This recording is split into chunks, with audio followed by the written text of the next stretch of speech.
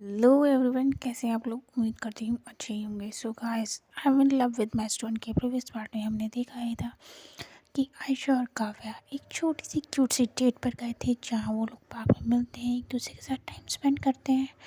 And Ayesha I love you बोलते बोलते almost रुक गई थी। वो 3 लफ्ज़ जो उसके दिल में रह गए थे। सो अब आगे देखते हैं, क्या आयशा आज भी अपने प्यार का इज़हार कर पाएगी या फिर थोड़ा सा वेट और करना पड़ेगा। तो देर न करते हुए स्टोरी को स्टार्ट करते हैं। आयशा ने कहा था कि शायद मैं तुमसे आई लव, और फिर अचानक चुप हो गई, जैसे वो शब्द उसके होठों तक आए पर बाहर आने से डर गए। काव्या ने उसकी आंखों में देखा और बोला, रुक क्यों गई। आयशा ने नजरें नीचे कर ली और बोली, क्योंकि अगर बोल दिया तो सब सच हो जाएगा। कुछ सेकंड्स दोनों के बीच साइलेंस रहा, लेकिन वो ऑकवर्ड साइलेंस नहीं था। वो ऐसा साइलेंस था जिसमें दोनों की धड़कनें सुनाई दे रही थी। काव्या हल्का सा मुस्कुराई और बोली, तो होने दो ना सच। आयशा ने उसकी तरफ देखा। उसकी आंखों में थोड़ा डर था, पर बहुत सारी फीलिंग्स थी। काव्या धीरे से बोली, मैं कहीं नहीं जा रही। बस इतनी सी लाइन ने आयशा के अंदर का डर थोड़ा पिघला दिया। आयशा ने धीरे धीरे अपना हाथ आगे बढ़ाया। काव्या का हाथ अभी भी बेंच पर था। आयशा की उंगलियां धीरे से उसकी उंगलियों को छू गई। वो टच इतना सॉफ्ट था, जैसे पूछ रही हो कि सब ठीक है। आयशा ने काव्या ने अपना हाथ नहीं हटाया, बल्कि उसने खुद अपनी उंगलियों को आयशा की उंगलियों में फंसा दिया। अब दोनों एक दूसरे की तरफ देख रही थी। आयशा हल्का सा मुस्कुराई और बोली, तुम इतना इसलिए हाथ पकड़ लेती हो। काव्या ने टीचिंग टोन में कहा, और तुम इतनी इसलिए छोड़ भी नहीं पाओगी। दोनों हंस पड़ी। हवा ठंडी हो रही थी, मौसम बहुत ही प्यारा हो चुका था। पार्क की लाइट्स जल चुकी थी। आयशा धीरे से बोली, तुम्हें पता है, जब भी तुम पास होते हो ना, तो सब कुछ थोड़ा सिंपल लगने लगता है।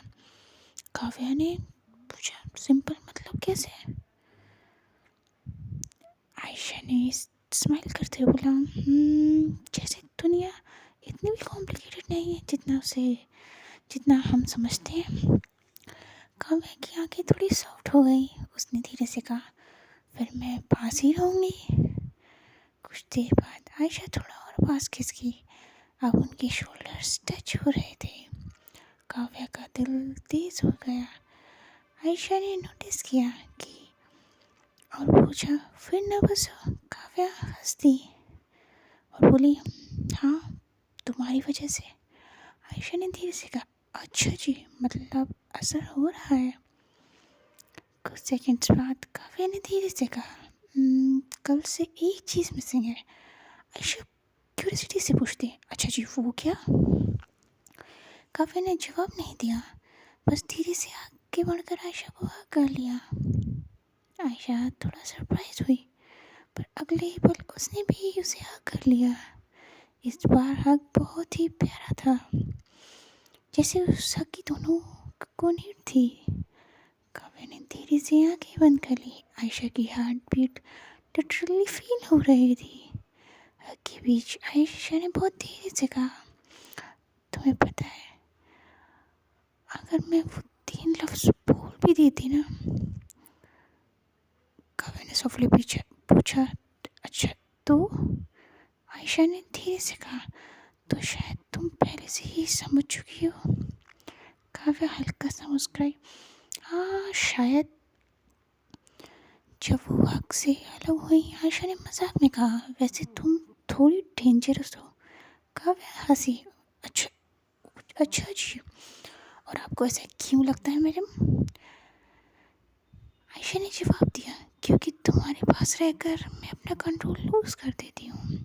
काव्या ने टीजिंग टोन में कहा, फिर कंट्रोल मत रखो ना। आयशा कुछ सेकंड्स बस उसे देखती रही, जैसे पहली बार सच में नोटिस कर रही हो। पार्क की लाइट हल्की हो चुकी थी। आयशा ने धीरे से काव्या का हाथ फिर पकड़ लिया और पूछा, चले? काव्या ने भी सिर हिलाया। चलते चलते दोनों के हाथ अभी भी जुड़े हुए थे और शायद बिना बोले ही दोनों समझ चुकी थी कि जो शब्द अधूरे रह गए थे वो फीलिंग्स अब पूरी तरह से सच चुकी थी। आगे हम देखते हैं कि काव्या को नहीं पता था कि ये मोमेंट उनकी लाइफ का सबसे ब्यूटीफुल मोमेंट भी और सबसे रिस्की भी बन जाएगा। सो गाइस, अब आगे क्या ट्विस्ट होने वाला है ये तो हमें स्टोरी में आगे ही पता चलेगा। सो आप लोगों से मैंने बोला था कि प्लीज़ कमेंट सेक्शन में हार्ट ड्रॉप कीजिए ताकि मैं इनकी लव स्टोरी को आगे बढ़ाऊँ। लगता है आप लोग सुनने में इंटरेस्टेड नहीं है। खैर कोई बात नहीं, बट मैं तो स्टोरीज कंटिन्यू करूँगी एंड स्टोरी में आगे क्या होगा ये जानने के लिए हमें थोड़ा सा वेट करना पड़ेगा। So thank you so much, आप लोग जितना भी सपोर्ट करते हैं मैं उसके लिए बहुत ज़्यादा शुक्रगुजार हूँ आपकी। एंड प्लीज़ ऐसे सपोर्ट करते रहिए, मैं बहुत मेहनत करूँगी, आपको बहुत अच्छी अच्छी स्टोरी सुनाती रहूँगी। And sorry guys, happy Holi, क्योंकि कल थोड़ा प्रॉब्लम हो गई थी, मेरी तबीयत वगैरह इशू हो गया था, इस वजह से मैं आप लोगों को स्टोरी भी नहीं दे पाई एंड हैप्पी होली विश भी नहीं कर पाई। तो सो सॉरी।